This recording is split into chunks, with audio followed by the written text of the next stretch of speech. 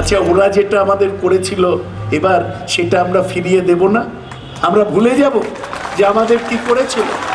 এবার কিন্তু এত বাড়াবাড়ি করিস না, পাড়ায় কিন্তু সিআরপিএফ থাকবে না, এটা কি বলা যায় না?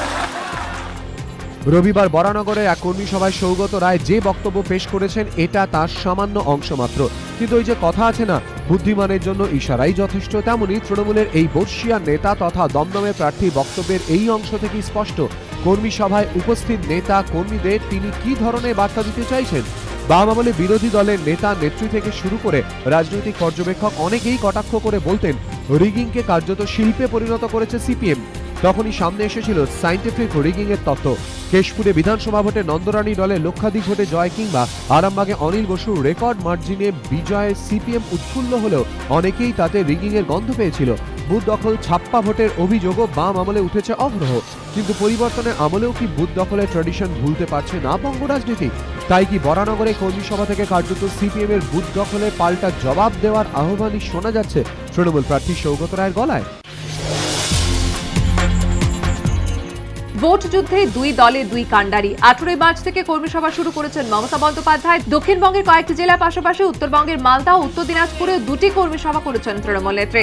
দ্বিতীয় দফার কর্মসূচি নিয়ে মঙ্গলবার ফের উত্তরবঙ্গের মমতা। মঙ্গলবার বিকেল 4টায় নকশালবাড়িতে কর্মী সভা করবেন মমতা বন্দ্যোপাধ্যায়। সন্ধ্যে 6টায় জলপাইগুড়ির রাজগঞ্জে সভা। বুধবার দুপুর 2টোয় গুরুবাথান ও আলিপুরদুয়ারে বীরপাড়াতে কর্মী সভা। তৃণমূল সূত্রে খবর, এবার লোকসভা নির্বাচনে দক্ষিণবঙ্গের পাশাপাশি উত্তরবঙ্গকেও সমান গুরুত্ব দিচ্ছেন তৃণমূল নেত্রী। আজকে আমরা লজ্জিত, আমরা অত্যন্ত ক্ষুব্ধ।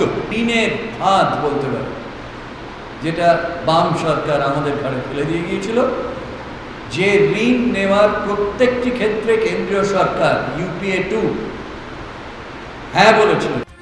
ভোটের আগে ফের কেন্দ্র রাজ্য সংঘাত, ফের কেন্দ্রের বিরুদ্ধে আর্থিক বঞ্চনার অভিযোগ তুললেন অর্থমন্ত্রী অমিত মিত্র। সোমবার নবান্নের সাংবাদিক বৈঠকে রীতিমতো পরিসংখ্যান নিয়ে কেন্দ্রকে আক্রমণ করেন তিনি।